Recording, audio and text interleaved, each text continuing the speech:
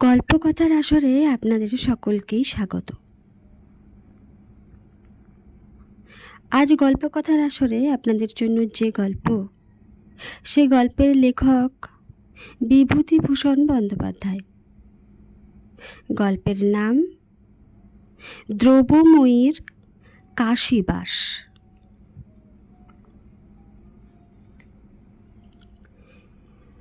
দুদিন থেকে জিনিসপত্র গুছানো চলল।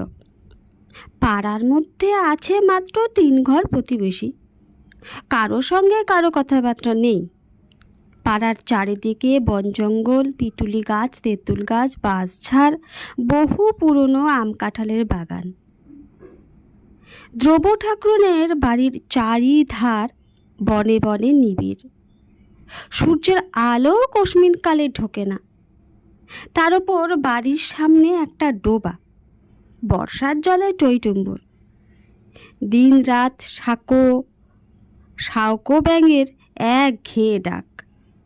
দিনে রাতে মশার বিনবিনুনি।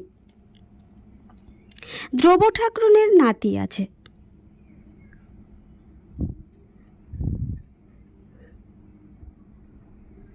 সে বললে, ঠাকুমা, সাবু আছে ঘরে, না বাজার থেকে আনবো? দ্রব্য ঠাকুরনের কণ্ঠস্বর অতি ক্ষীণ শোনালো, কারণ আজ 2 মাস কাল তিনি ম্যালেরিয়ায় ভুগছেন। পালা জ্বর ঘড়ির কাটার নিয়মে তা আসবে একদিন অন্তর অন্তর, ঠিক বিকেল বেলাটিতে। দ্রব্য ঠাকুরন পুরনো কাঁথা লেপ চাপা দিয়ে শুয়ে পড়বেন। উহ আহ করবেন। জ্বরের ধমকে ভুল বকবেন। ও বাড়ির নব ঠাকুরন এসে জিজ্ঞেস করবেন জানলার কাছে দাঁড়িয়ে, বলি, ও দিদি, অমন করছো কেন? জ্বর এলো নাকি? আর নব, মলেই বাঁচি, নিত্যি জ্বর। ওরে, হাত পা কি কামড়ানটা কামড়াচ্ছে, একটু উঠে হেঁটে বেড়াতে দেবে না? কি কাণ্ড হ্যাঁ গা। পরে মিনতির সুরে বলবেন, ও নব, কি দিদি, শীত তো আজ ভাঙলো না। কাঁথা গায়ে দিয়েছি, নেপ গায়েও দিয়েছি। তুমি ওই বাঁশের আলনার পুরনো তোষকটা পেড়ে আমার গায়ে যদি দিয়ে দাও। চেপে ধরবো? হ্যাঁ দিদি, ধরো নব, চেপে ধরো, আমার হয়ে গেল।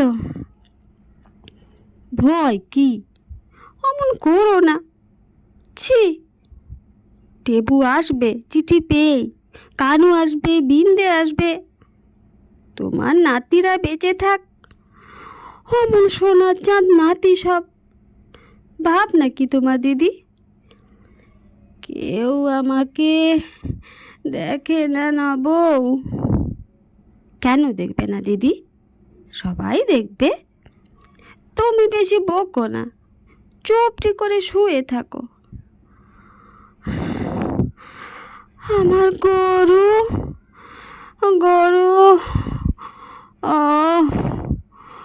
ও মারে, মাঠে কোথায় গরু দিয়ে এসেছিলে? জটে গয়লার অডুল ক্ষেতের পাশে। আচ্ছা, আমি এনে দেব এখন গরু।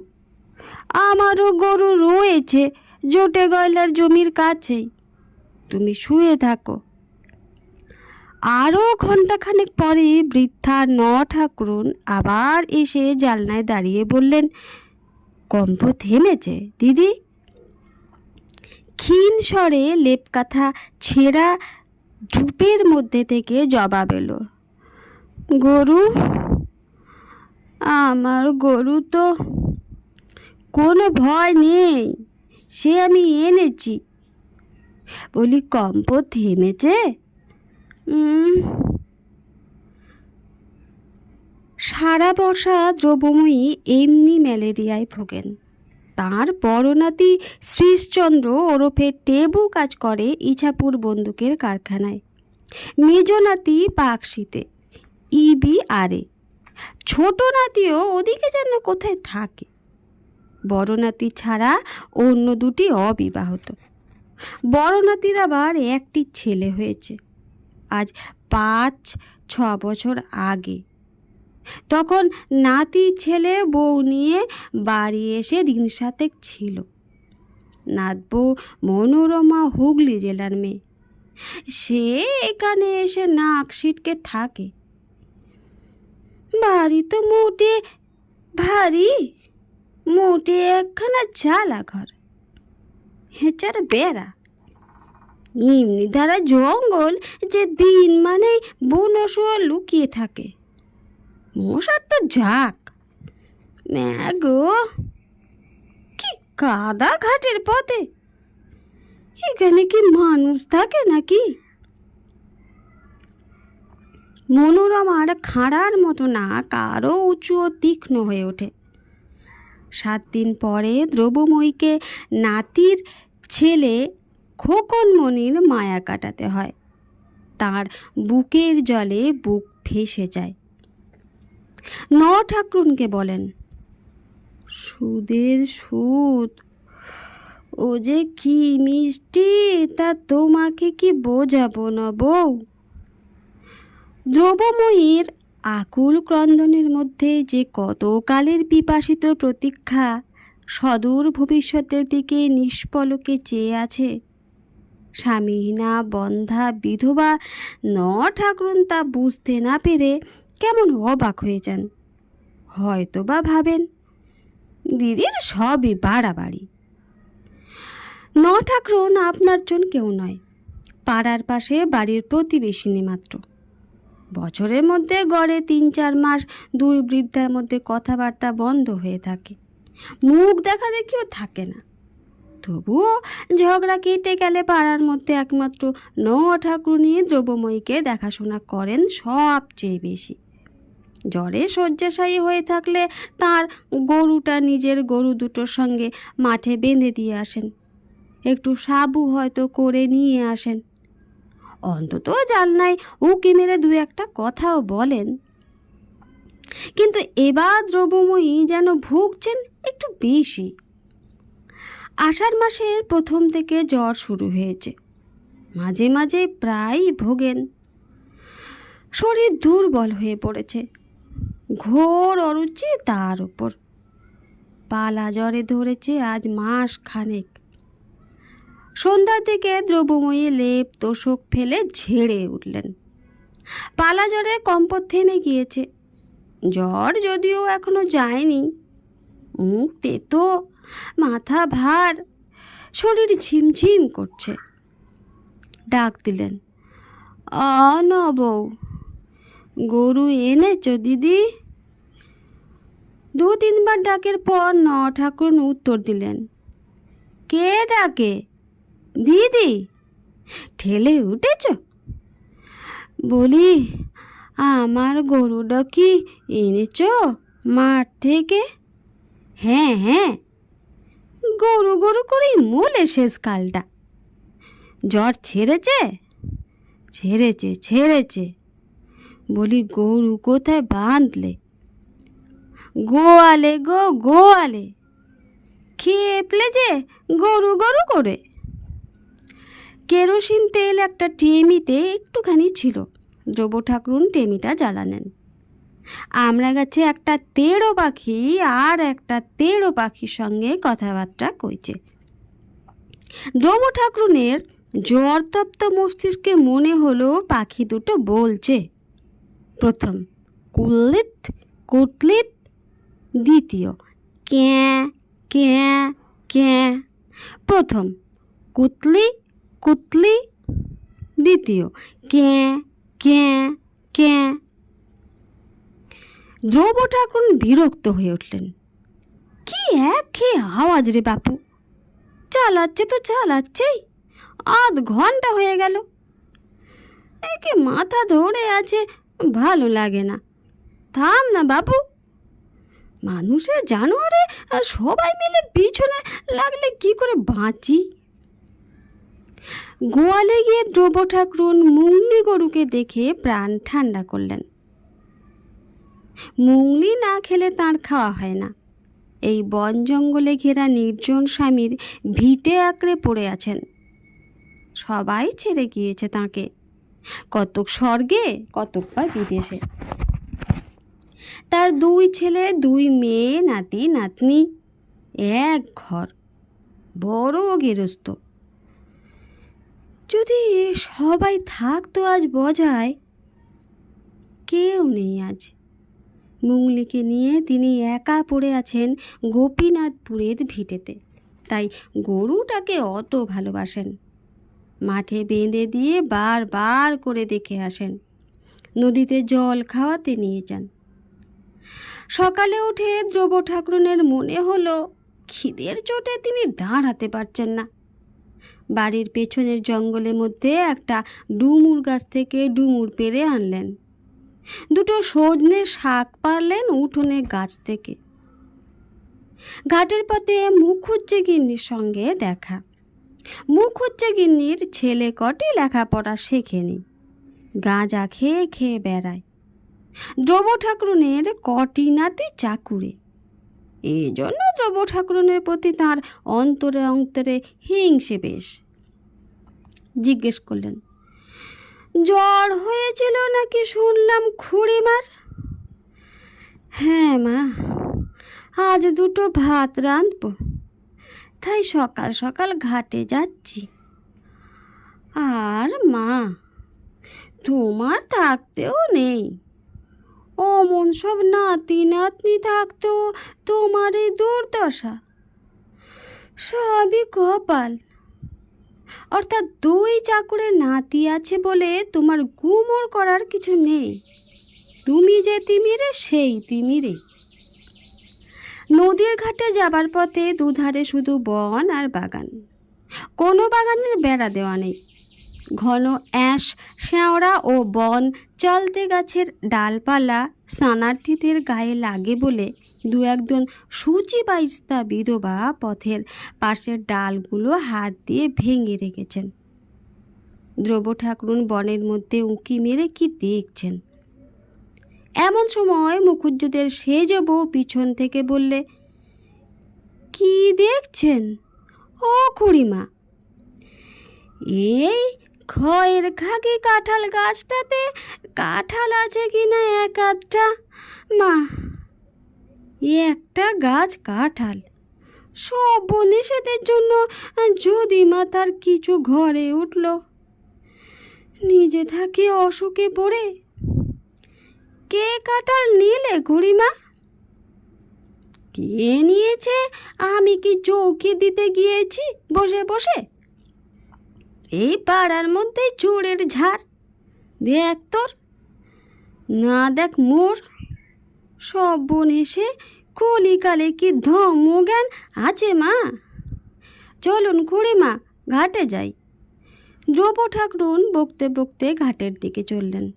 স্নান সেরে এসে 2 আলো চাল ফুটিয়ে ডুমুরে চচ্চড়ি করে ভাত বেড়ে নিয়ে খেতে বসেছেন। এমন সময় শুনতে পেলেন বাড়ির পেছনে কাগজি লেবু গাছটার তলায় কি খসখস শব্দ হচ্ছে। ধ্রুব ঠাকুর হাঁক দিলেন, কে রে নেবু তলায়? ক্ষীণ বালিকা কণ্ঠে উত্তর এলো, এই আমি খনক ঠাকুমা। কেন, ওখানে কি শুনি? কি হচ্ছে ওখানে? বের হয়ে আয়, এদিকে সামনে আয়। একটি ম্যালেরিয়া শীর্ণ 10-11 বছরের বালিকা মূর্তি অকুণ্ঠ পদবিক্ষেপে লেবু ঝোপের আড়াল থেকে নিষ্ক্রান্ত হয়ে উঠোনে এসে ধ্রুব ঠাকুরনের ক্রুদ্ধ দৃষ্টির সামনে দাঁড়ালো। এই আমার মার মুখে অরুচি, কিছু খেতে পারে না, তাই গিয়ে বললে, যা তোর ঠাকুরমার নেবু গাছ থেকে একটা নেবু। ধ্রুব ঠাকুরন তেলে বেগুনে জ্বলে উঠে বললেন, হ্যাঁ গা, তোর বাবা নেবু গাছ পুঁতে রেখে দিয়ে গিয়েছে, যা তুলে নিয়ে আয় গিয়ে। যত সব চোর ছাচোর নিয়ে হয়েছে। তোর মার অরুচি, তা হাটে নেবু কিনতে পারিস নে? এখানে কি তোর বাবার গাছ আছে এখানে? বালিকা চুপ করে দাঁড়িয়ে রইল। ধ্রুব ঠাকুরন আপন মনে বকে যেতে লাগলেন। অনেকক্ষণ পরে বালিকা ভয়ে ভয়ে বললেও, ঠাকুরমা। কি রে, কি? আমি চলে যাব? কেন, তোকে কি বেঁধে রেখেছি নাকি? যা, নেবু দেবেন না? ধ্রুব ঠাকুরন চুপ করে আপন মনে বড় বড় কয়েকটি ভাতের গ্রাস মুখে পুরে দিলেন। বাঁ হাতে ঘটি দিয়ে ঠকঠক করে খানিকটা জল খেয়ে অপেক্ষাকৃত নরম সুরে জিজ্ঞেস করলেন, তোর পরনের কাপড় কাচা? ওই কলসিটা থেকে আমায় একটু খাবার জল গড়িয়ে দিয়ে দেখি। মেয়েটি তাই করলেন। ধ্রুব ঠাকুরন বললেন, অরুচি কেন? তোর মার কি ছেলে পেলে হবে নাকি? তা তো জানি না ঠাকুমা। যা, নিয়ে যা, তবে একটার বেশি নিবি নে, বুঝলি? ধ্রুব ঠাকুরন খেয়ে উঠে মাদুর পেতে একটু শুয়েছেন। এমন সময় মুখুজ্জে বাড়ির বড় ছেলে অতুল এসে বললে, ও ঠাকমা, শুয়েছেন নাকি?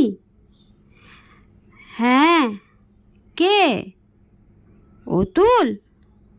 কি ভাই, আপনার পিটুলি গাছ আছে? কলকাতা থেকে দেশলাইয়ের কারখানার লোক এসেছে গায়ে পিটুলি আর শিমুল গাছ কিনতে। আপনার যদি থাকে বেশ দর দিচ্ছে। না বাপু, আমার নেই।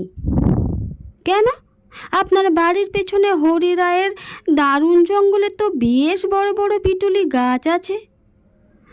না, আমি বেচবো না। আসলে ধ্রুব ঠাকুরনের গাছপালার উপর বড় মায়া।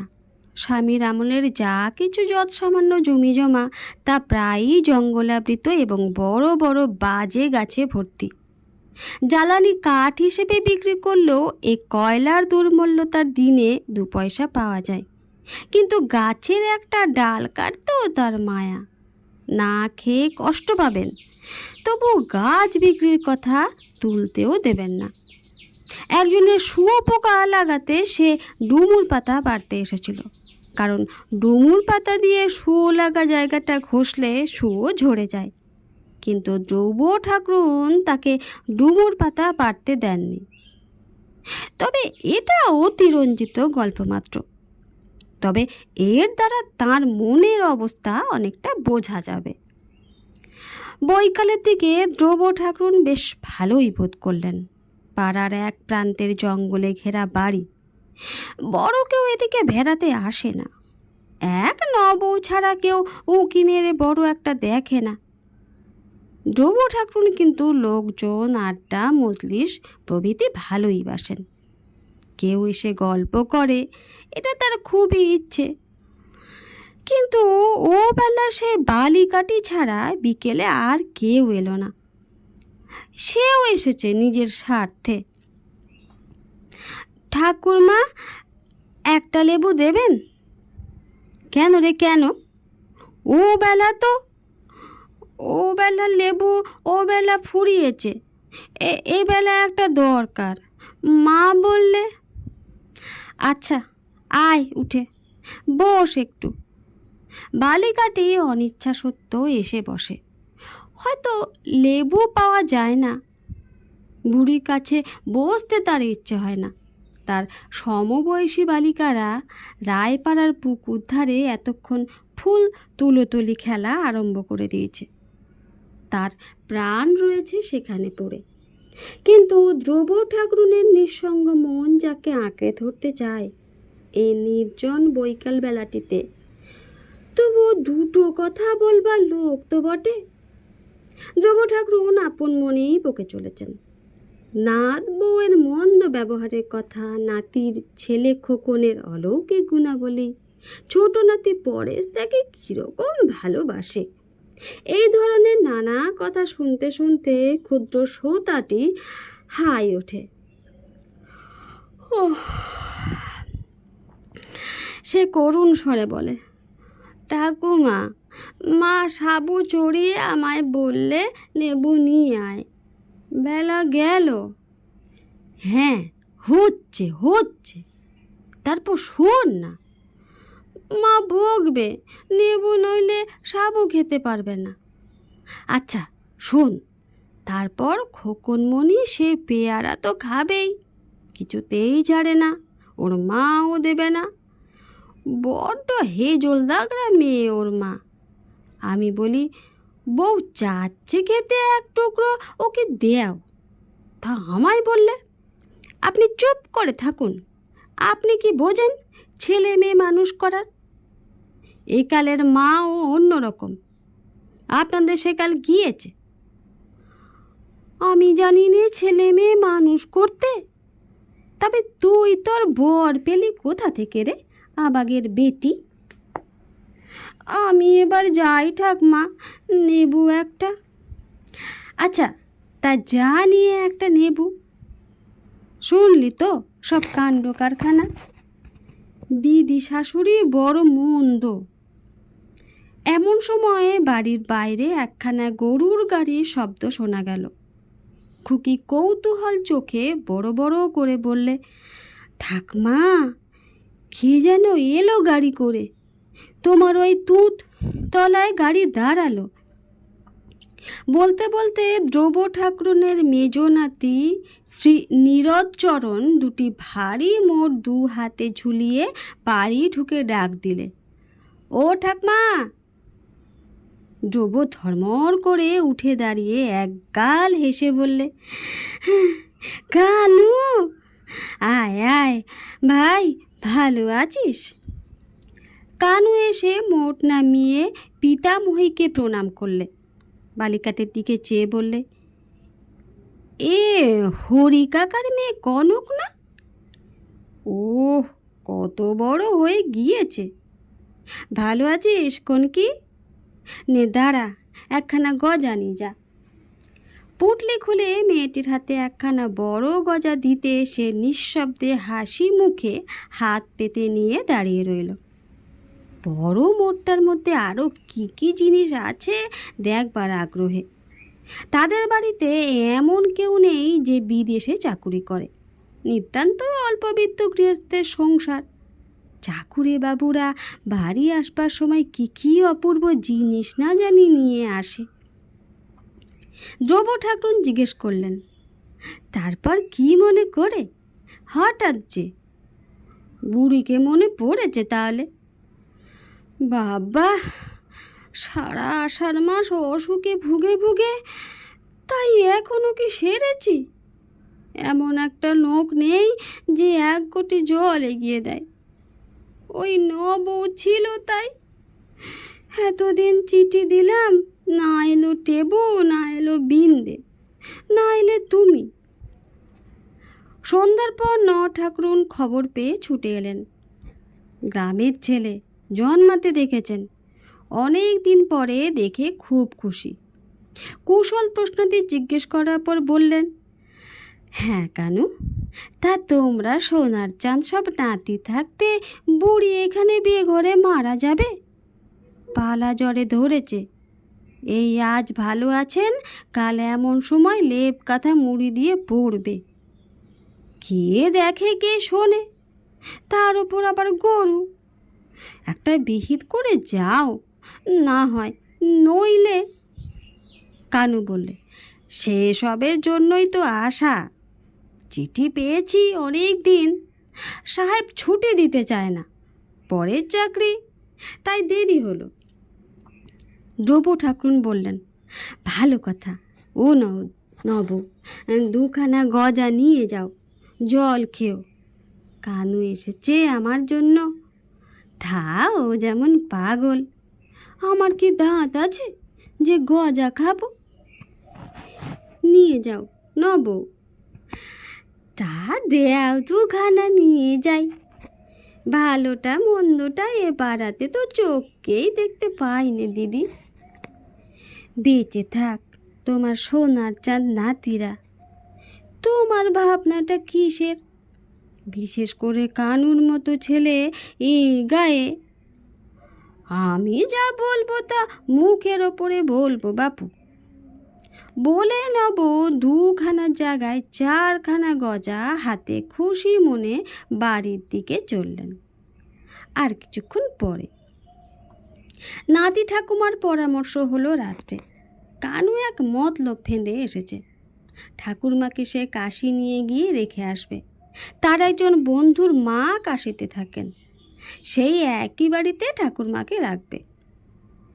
পরদিন সকালে নব শুনে খুব খুশি।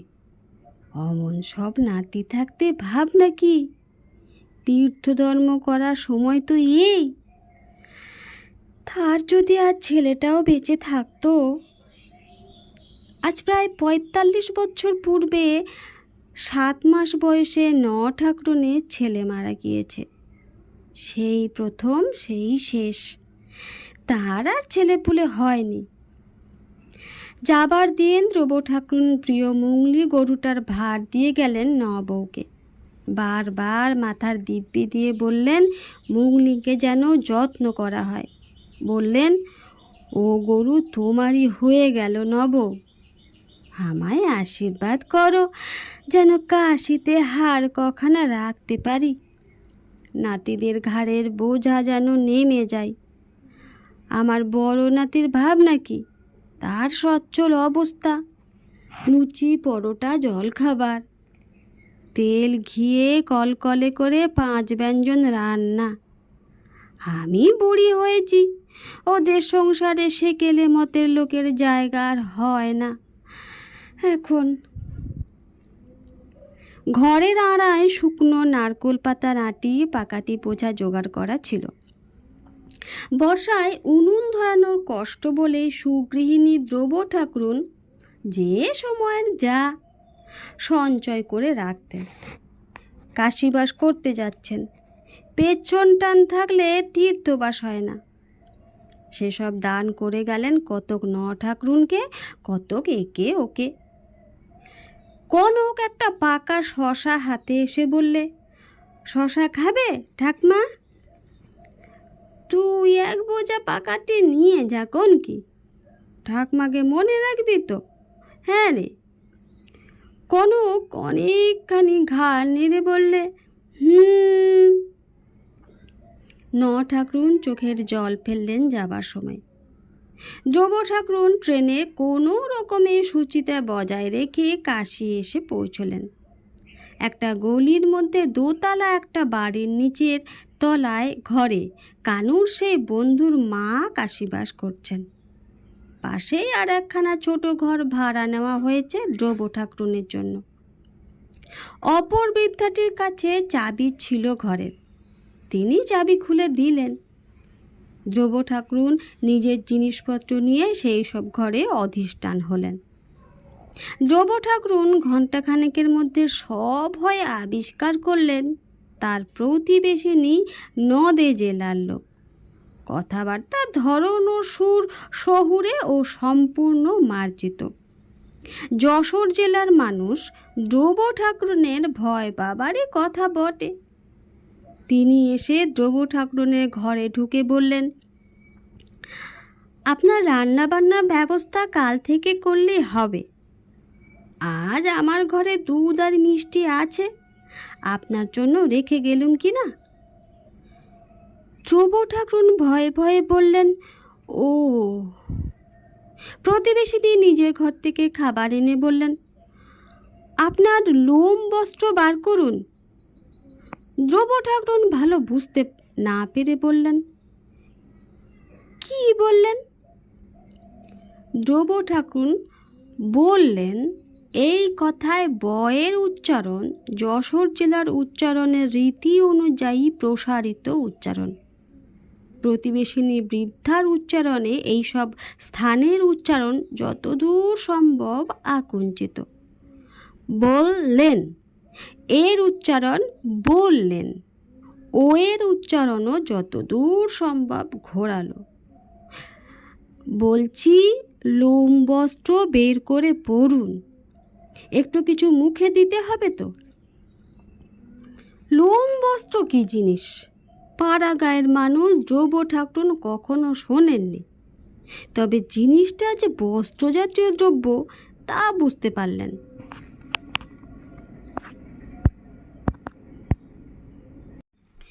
বললেন, সে তো আমার নেই, লোম বস্ত্র নেই। আপনি জব করেন কি পরে?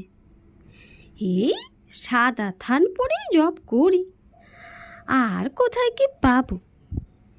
বাড়িখানা গলির মুখে হলেও প্রায় সদর রাস্তার উপরে। অনেক রাত পর্যন্ত গাড়ি ঘোড়া রাস্তার গোলমাল থামে না। নিরিবিলি বন জঙ্গলের মধ্যে বাড়িতে একা থাকা ধ্রুব ঠাকুরুনের চিরদিনের অভ্যাস। এত গোলমালে বড়ই অস্বস্তি বোধ করলেন তিনি। উফ, কি মুশকিলেই পড়া গেল না। কাশির লোক ঘুমোয় কখন? কানু তার পরদিন বন্ধুর হাতে পল্লীবাসিনী পিতামহীকে সমর্পণ করে কর্মস্থানে চলে গেল। তার ছুটি ফুরিয়েছে। বন্ধুর মার নাম নীরজাবাসিনী। ধ্রুব ঠাকুরুনের চেয়ে তার বয়স 2-5 বছর কম হবে। মাথার সব চুল এখনো পাকেনি, তবে সেটা স্বাস্থ্যের গুণেও হতে পারে। ধ্রুব ঠাকুরুন এর সঙ্গে দশাশ্বমেধ ঘাটে বিকেলে বেড়াতে গেলেন। খুব লোকজনের ভিড়, গান বক্তৃতা কথকতা। এক গেরুয়া কাপড় পরা সন্ন্যাসীর চারিপাশে খুব ভিড়। নীরজা সেখানে জুটলেন গিয়ে। কর্মবাদ সেবা ধর্ম ইত্যাদি নিয়ে সন্ন্যাসী কিসব কথা বলে যাচ্ছে। ধ্রুব ঠাকুরুন অত শত বুঝতে পারলেন না। ফিরবার পথে ধ্রুব ঠাকুরুন জিজ্ঞেস করলেন, উনি কেডা? উনি রামকৃষ্ণ মঠের একজন বড় স্বামী সেবানন্দ। কি মঠ? কেন, রামকৃষ্ণ মঠের কথা শোনেননি? ঠাকুর রামকৃষ্ণ দেবের মস্ত বড় কাণ্ড এদের। রাম আর কৃষ্ণ 2 ঠাকুরের নাম বুঝি? নীরজা বিস্ময়ে ধ্রুব ঠাকুরনের দিকে চেয়ে বললেন, আপনি শ্রী শ্রী রামকৃষ্ণ পরমহংসের নাম শোনেননি? না। কে তিনি? কই না, এখানে আছেন? নীরজা আর কোনো কথা বললেন না। এমন বর্বরের সঙ্গেও তিনি বেড়াতে বেরিয়েছেন যে রামকৃষ্ণ দেবের নাম পর্যন্ত জানে না। ধ্রুব ঠাকুরনের কোনো দোষ নেই, তিনি অজ্ঞ সেকেলে লোক। অজ পল্লীগ্রাম ছেড়ে জীবনে কখনো কোথাও যাননি। গোপীনাথপুর জঙ্গলে ও নাম কারো মুখে কখনো শোনেন উনি। তিনি জানেন রাম কৃষ্ণ রাধা দুর্গা, লোচনপুরে জাগ্রত কালী, কালীঘাটের কালী ইত্যাদি। অত বড় নামের কোনো ঠাকুরের কথা কই কেউ তো তাকে বলেনি। ধ্রুব ঠাকুরুন ভয়ে ভয়ে থাকেন। তার সঙ্গিনী তাকে নিতান্ত নাস্তিক অজ্ঞ মূর্খ বলে না। দিন কয়েক যেতে না যেতে ধ্রুব ঠাকুরুন বুঝে নিলেন সঙ্গিনীটি ধর্মবাতিগ্রস্তা, সাধু সন্ন্যাসীর ভক্ত। যদি কোথাও কোনো ধরনের সাধু মন্দিরে কি ঘাটে বসে আছে, তবে আর নিস্তার নেই।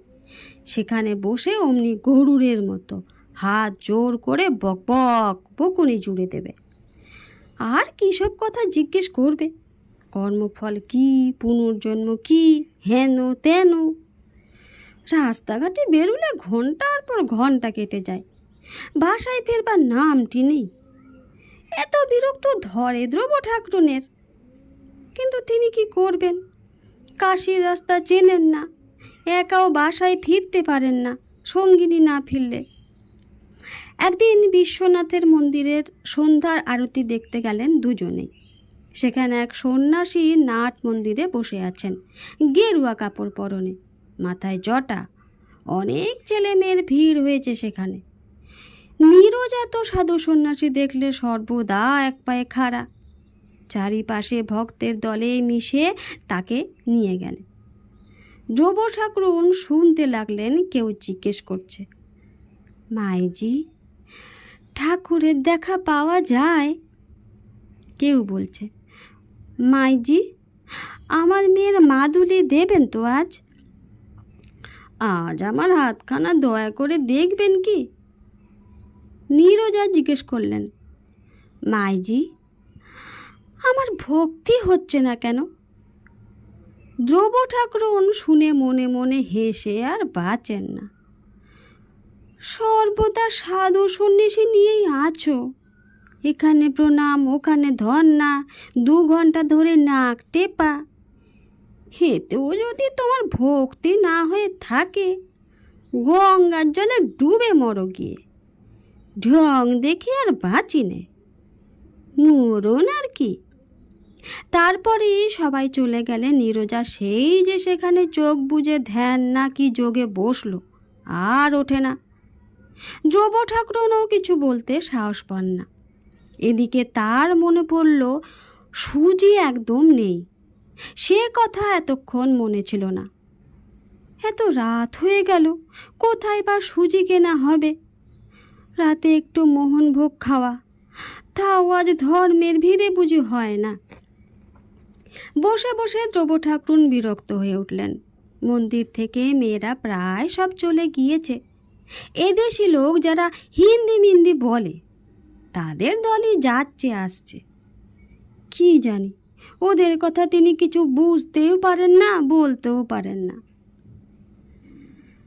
আজ মাস 3 গ্রাম থেকে শহরে এসেছেন।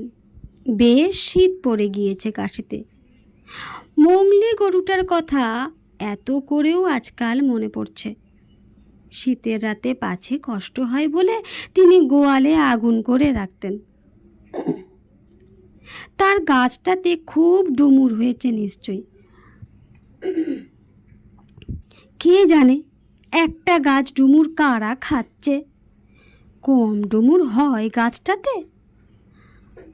আহা, নব কি মঙ্গলিকে অত যত্ন করছে তার মতো? তিনি যে পেটের মেয়ের মতো ওকে, না, চোখে জল এসে পড়ে। আজই এতকাল পরে নবউয়ের পত্র এসেছে দেশ থেকে, তাই বেশি মনে পড়ছে দেশের কথা। নবউ লিখেছে, মঙ্গলি ভালো আছে, শিগগিরই বাছুর হবে। তার বাড়ির দাওয়ার খুঁটি না বদলালে নয়, কানু বা বিন দেখে যেন চিঠি লেখা হয় সেজন্য। নীরজা দীর্ঘশ্বাস ফেলে ধ্যান ভঙ্গ করে উঠে দাঁড়িয়ে বললেন, দিদি, চলো যাই। সত্যি কি পবিত্র স্থান না? ইচ্ছে হয় না যে আবার সংসারে ফিরে যাই, রাঁধি খাই। ধ্রুব ঠাকুরন মনে মনে বললেন, মরো না এখানে শুকিয়ে হতে দিয়ে। কে মাথার দিব্যি দিয়েছে রাঁধতে খেতে? নীরজা বললেন, করোনাসটা অভ্যেস করেছি কিনা, প্রায় হয়ে এলো। দ্রব্যময়ী নীরব। মাগিটা পাগল হলো নাকি? কি সব বলে বোঝাও যায় না। রাত দুপুর বাজলো, বাবা এখন বাসায় চলো দেখি। বাসায় এসেও কি তাই নিস্তার আছে?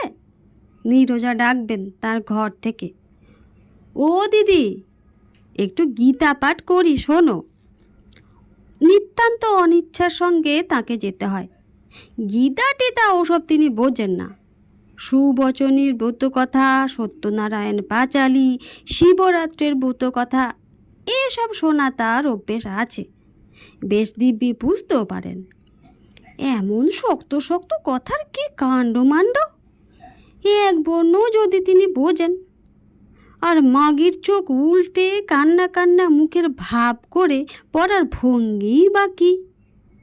ধ্রুব ঠাকুর না পারেন হাসতে, না পারেন হাসি চাপতে। এমন বিপদেও মানুষ পড়ে গা। নীরজা পড়তে পড়তে বলবেন, আহা কি চমৎকার! ধ্রুব ঠাকুর বসে ঢুলতে ঢুলতে ভাববেন, থামলে বাঁচি।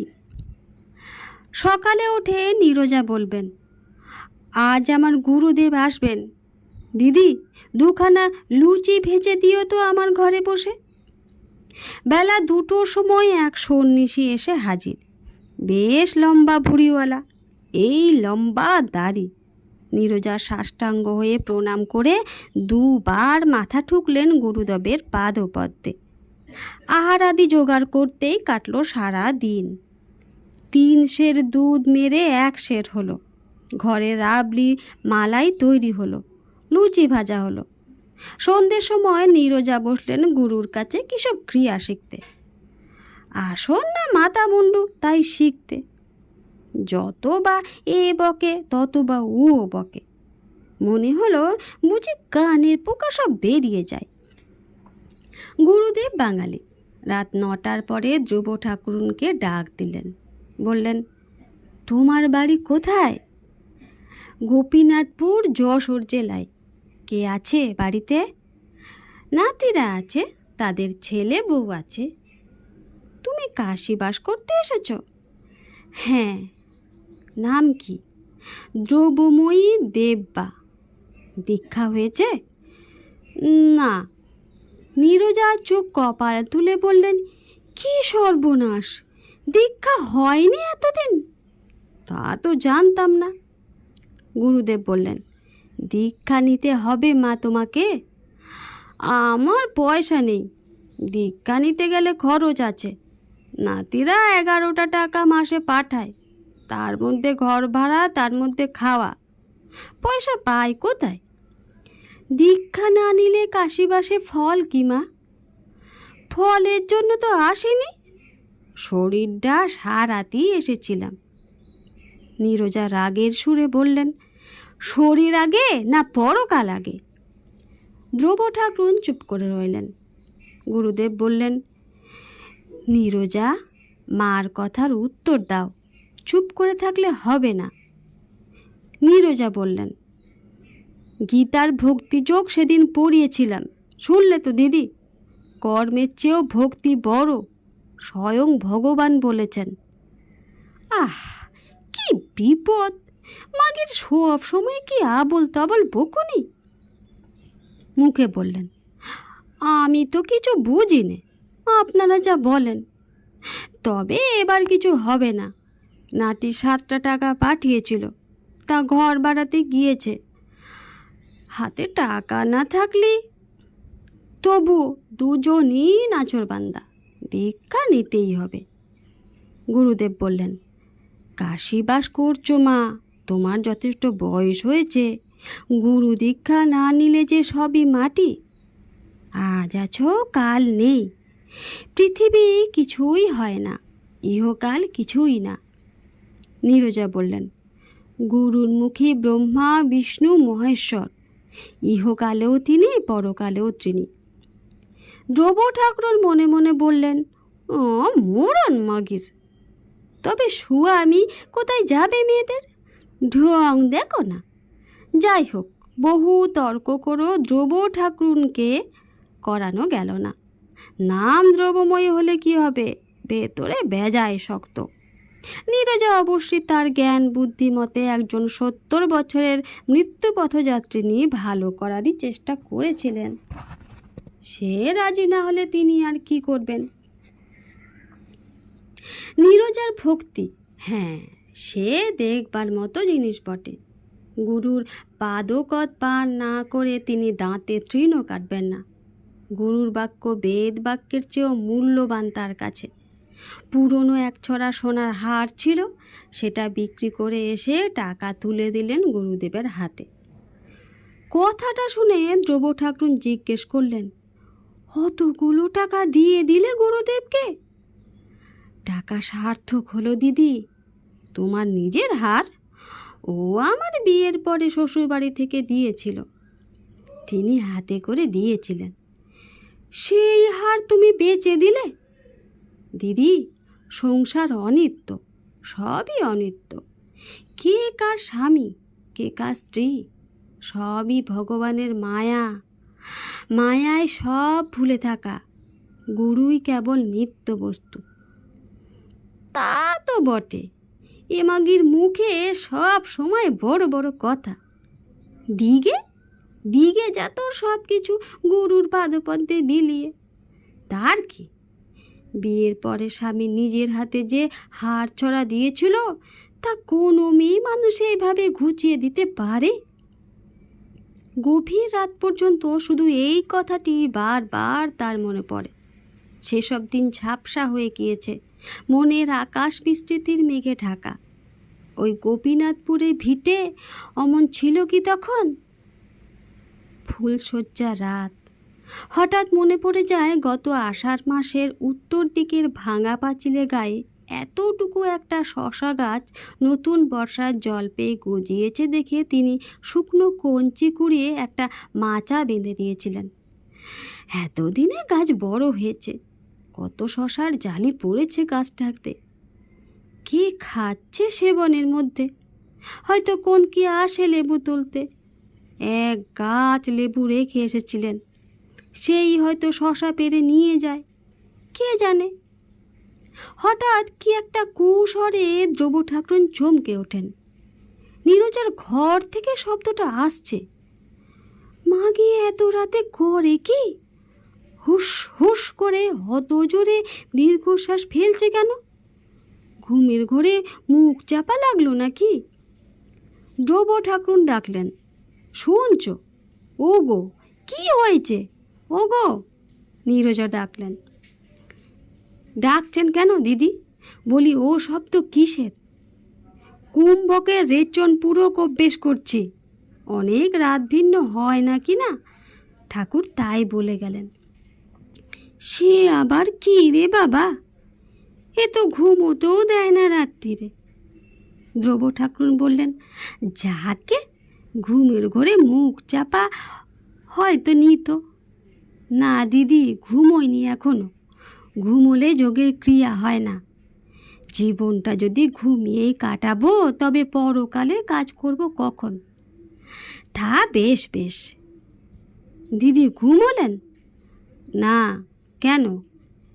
নির্বিকল্প সমাধি না হওয়া পর্যন্ত আমার মনে শান্তি পাচ্ছি না, পাবো না।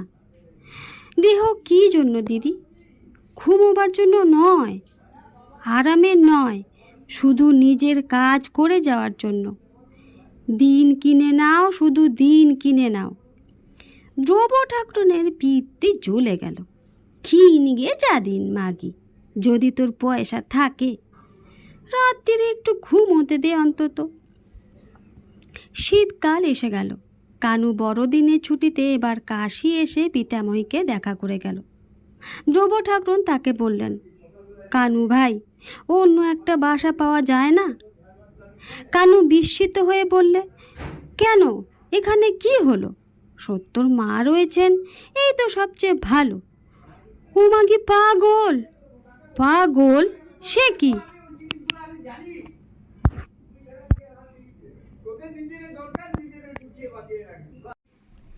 না বাবু, বেজায় ধোর মিষ্টি, অত ধোর মিষ্টি আমার পোষাবে না, আমাকে তুই সরিয়ে নিয়ে যা। কানু কথাটা হেসে উড়িয়ে দিলে। ঠাকুরমার যেমন কাণ্ড। বললে, আচ্ছা ঠাকুমা, শেষ বয়সে কাশিবাস করতে এলে না হয় তুমিও একটু ধোর মিষ্টি। হ্যাঁ, উনি ওই রকমই বটে। সত্য বলেছিল, মা কিছুতেই দেশে থাকতে চান না। এই গত বৈশাখ মাসে সত্যর ছোট ভাইয়ের বিয়ে হয়ে গেল। ওর ছোট ছেলের ছেলে ওকে কত চিঠিপত্তর, কত অনুরোধ, কিছুতেই গেলেন না। বললেন যে মায়া একবার কাটিয়েছেন, তাতে আর জড়িয়ে পড়তে চান না। ছোট ছেলে টেলিগ্রাম পর্যন্ত করলে কোনো ফল হলো না। ধ্রুব ঠাকুরন অবাক হয়ে বললেন, বলিস কি রে কানু, সত্যি? মিথ্যে বলছি তোমার কাছে ঠাকুমা? আমায় তুই এখান থেকে সরিয়ে দে ভাই। ছি, আচ্ছা তুমি অত নাস্তিক কেন ঠাকুমা? ওর সঙ্গে থেকে একটু ধর্ম শেখো না। চিরকালই তো বিষয় আর সংশয় নিয়েই কাটালে। হাঁপ লেগে মরে যাব যে এখানে থাকলে। আবার ওইসব নাস্তিকের মতো কথাবার্তা। ঠাকুমা তুমি কি? শীত কেটে গ্রীষ্ম এলো, চলেও গেল। আবার আষাঢ় মাসের প্রথম। দেশের খবর নেই অনেক দিন। ঠাকুরনের চিঠির আগে আগে আসতো। গত 3-4 মাস তাও বন্ধ। কথায় কথায় একদিন নীরজাকে কথাটা বলেই ফেললেন, দেশে কে আছে আপনার? শুনেছি সেখানে থাকে না কেউ। বাড়িটা, গাছপালাটা, দিদি এখনো ওইসবেরই মায়া। বিশ্বনাথের পাদপদ্মে মন সমর্পণ করুন, সব বন্ধন ঘুচে যাবে। কেউ কিচ্ছু নয়, কিছু নয়, একমাত্র তিনিই সত্যি বলে নীরদা চোখ কপালে তুলে উপর দিকে চেয়ে রইলেন। ধ্রুব ঠাকুরন তাড়াতাড়ি বলে উঠলে, ওই যা, দাঁড়াও, কড়া দুধটুকু বুঝে বিড়ালি খেয়ে গেল। না, বিড়ালের জ্বালায় যত বা বিড়াল তত বা বাঁদর। অমন গামছাখানা সেদিন। দিদি আজ আমার সঙ্গে চলুন কেদারঘাটে, কাশীখণ্ডের ব্যাখ্যা করবেন উপিন কথক। শোনবার জিনিস। কাশীতে এসে কাশীখণ্ড শুনতে হয়। আমার শরীর ভালো না, আজ থাক, তুমি যাও। নীরজা নাছোড় বান্দা অবশেষে নিয়ে গেল ধ্রুব ঠাকুরনকে। কেদারঘাটে এর আগেও 2-3 বার ধ্রুব গিয়েছেন সত্তর মার সঙ্গে। ওপরের রানার চওড়া চাতালের একপাশে ফর্সা রোগা মতন কথক ঠাকুর কত কথা শুরু করেছেন। তাকে ঘিরে বাঙালি মেয়ে পুরুষের ভিড়, পুরুষের চেয়ে মেয়ে অনেক বেশি। সত্তর মা জিজ্ঞেস করলেন, দিদি প্রণামী কিছু এনেছেন তো? তা তো বললে না। আনিনি। 8 আনা কম দেওয়া যাবে না। আচ্ছা আপনারটা আমি দিয়ে দেব এখন। আমার 8 আনা না দিয়ে 4 আনা বরং দেও। বাকি কটা টাকাই বা পাঠায় নাতিরা। এখানে যা দেবেন দিদি পরকালের জন্য তোরা রইল। গঙ্গায় বর্ষায় ঢল নেমেছে। কেদারঘাটের সামনে নদীতে কাদের বড় বজরা ভেসে চলেছে। 2-3 খানা পানসিতে সুসজ্জিত নরনারী নদী ভ্রমণে বার হয়েছে। রামনগরের দিকে সূর্য অস্ত যাচ্ছে। উঁচু বাড়ির ছাদের কার্নিশে তরল সোনার মতো ঝিলিমিলি করছে কাঁচা রোদ। কথক ঠাকুর সুকণ্ঠে গান ধরেছেন, কাশী সকল তীর্থর সার। মৃত্যুর সময় মণিকর্ণিকার ঘাটে স্বয়ং বিশ্বনাথ কানে মন্ত্র দেন, মানুষের শিবলোক প্রাপ্তি ঘটে। এই হলো গানের অর্থ। ধ্রুব ঠাকুরনের মন অজ্ঞানে অনেক দূরে চলে গেছে। তার খয়ের খাগি গাছে কত কাঁঠাল হয়েছে।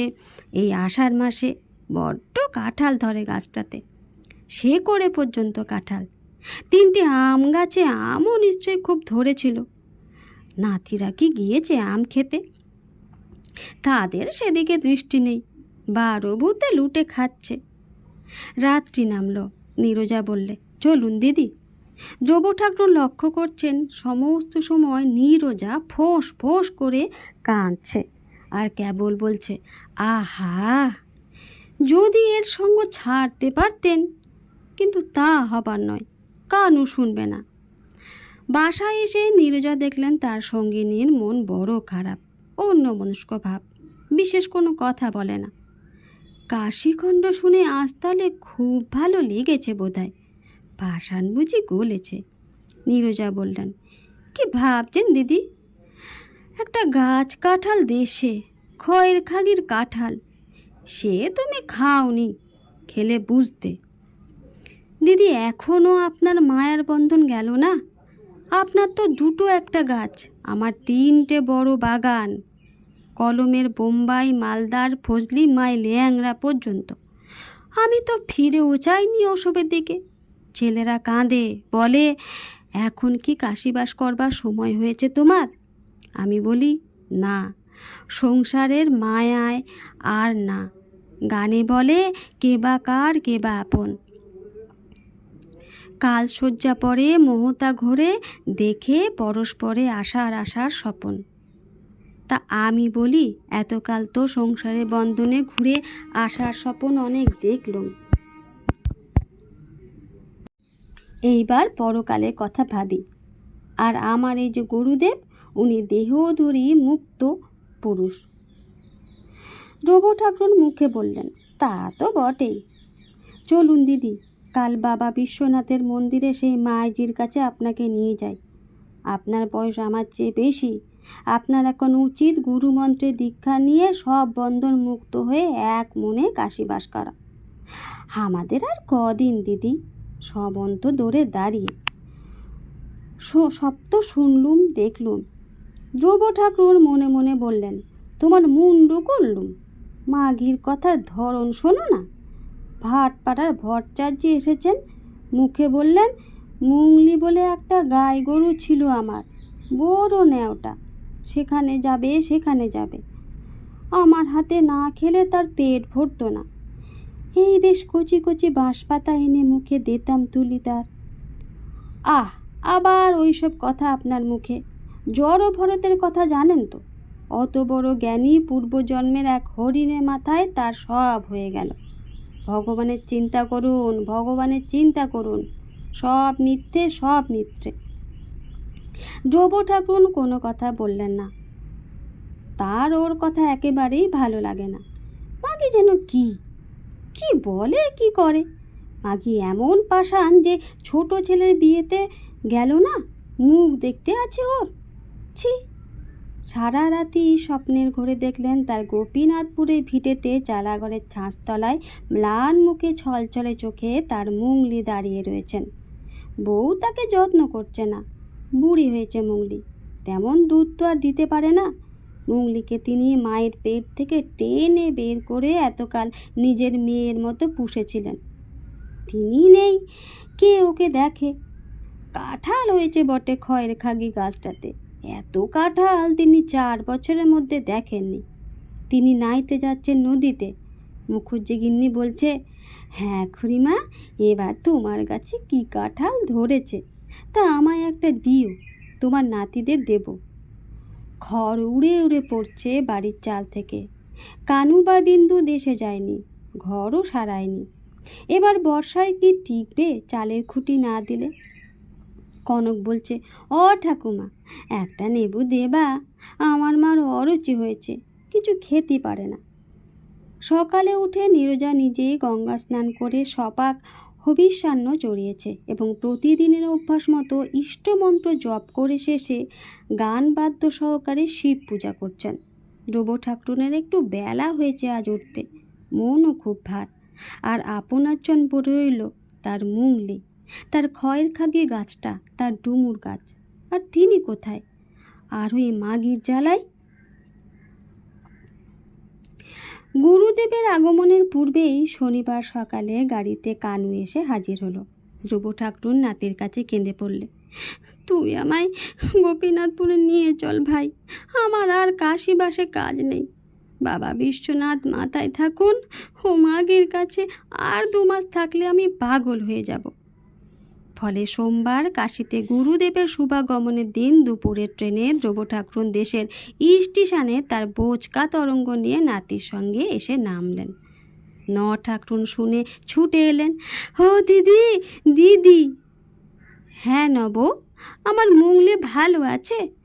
ভালো নেই দিদি, ওঠে না, খায় না, তোমার যাওয়ার পর থেকে গোয়ালে শুয়েই থাকে। সে আমার মন বলেছে ভাই, তুমি কি বলবে? তাকে রাত্রিরে স্বপ্ন দেখেই তো টিকে থাকতে পারলুম না, চলে এলুম। কানুকে বললাম, নিয়ে চল ভাই গোপীনাথপুর। মাথায় থাকুন বিশ্বনাথ। মুংলি কোথায়? ওকে কচি বাঁশ পাতা খাওয়াবো নিজের হাতে, স্বপ্ন দেখেছি। এরপরে ঠাকুর দড়া ধরে মুংলিকে নিয়ে এলেন। সত্যি তার সে চেহারা নেই। সব কাজ ফেলে ধ্রুব ছুটে গিয়ে তার গায়ে মুখে হাত বুলিয়ে আদর করতে লাগলেন। মুংলির চোখেও জল পড়ে। ঠাকুর বললেন, আর জন্মেও তোমার মেয়ে ছিল দিদি, আর জন্মের মায়ার বাঁধন। রোগকে কর নবু, তুমিও বড় বড় কথা বলতে শুরু করলে নাকি সে মাগির মতো। মুংলি এ জন্মে আমার মেয়ে, আর জন্মটম্ম ছেড়ে দাও। কে মাগি, কার কথা বলছো? সে বলবো এখন সব। হাঁপ ছেড়ে বেঁচেছি দেশে এটে। বাবা! কানু হেসে বলে, না, ঠাকুমাকে নিয়ে পারা গেল না। এমন নাস্তিক কাশি প্রাপ্তি অদৃষ্টে থাকলে তো। তুই ভাই বল নবু, বল, আমার এই ভিটেতেই যেন তোদের কোলে বসে সকলের কাছ থেকে বিদে নিতে পারি। কাশি বেরাপ্তির আমার দরকার নেই। এই ভিটে আমার গয়া কাশি।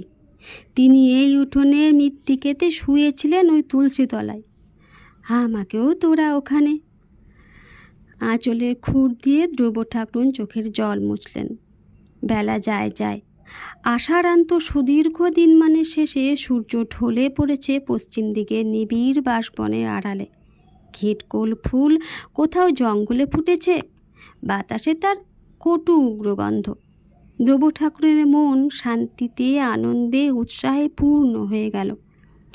11 বছরের নববধূ এই বাড়ির উঠোনে পা দিয়েছিলেন। এখন তার বয়স 3-26। কনক হাসি মুখে এসে দাঁড়িয়ে বললে, ঠাকুমা ভালো আছেন? এছেন শুনে ছোট্ট দেখতে এলাম। আমাদের কথা মনে ছিল?